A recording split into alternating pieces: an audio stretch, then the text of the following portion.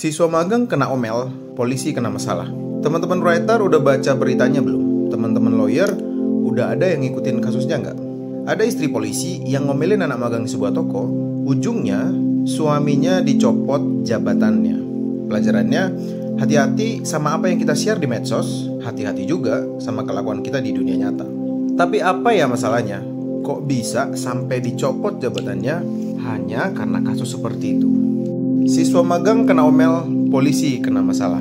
Teman-teman udah tahu berita siswi magang itu belum? Siswi magang yang dimarahi sama seorang istri polisi. Kalau dilihat dari sisi hukum, seenggaknya ada 3 masalah. 3 masalah yang berpotensi kena ke si oknum tadi. Pertama, rekam dan upload tanpa izin. Menurut pasal 32 ayat 2 Undang-Undang ITE, kita tuh nggak boleh sengaja dan tanpa hak atau ngelawan hukum sebarin video orang yang kita nggak punya haknya. Itu kenapa orang-orang di televisi kalau mau menyebarkan video-video tentang artis atau orang tertentu, mereka harus dibayar karena mereka perlu dapat hak atas video tersebut. Lalu si orang yang membayar punya hak untuk menyiarkan videonya.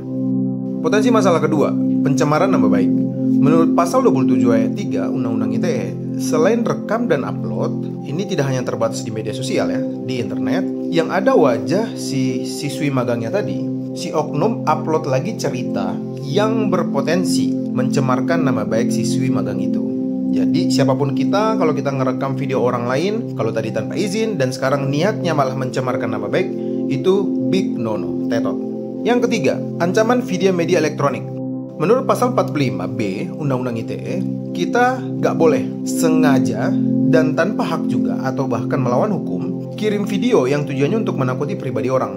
Nah, yang pertama tadi, rekam upload tanpa izin tidak boleh. Yang kedua, tujuan pencemaran nama baik tidak boleh. Dan yang ketiga, apalagi kalau isi videonya kita berniat untuk mengancam, itu tidak boleh.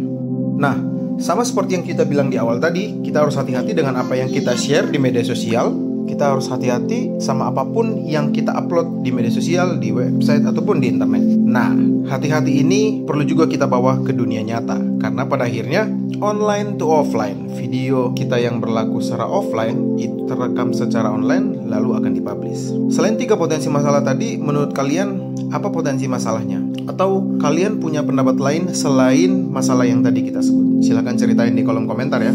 If your problem solved with this content, please like, comment, and share it.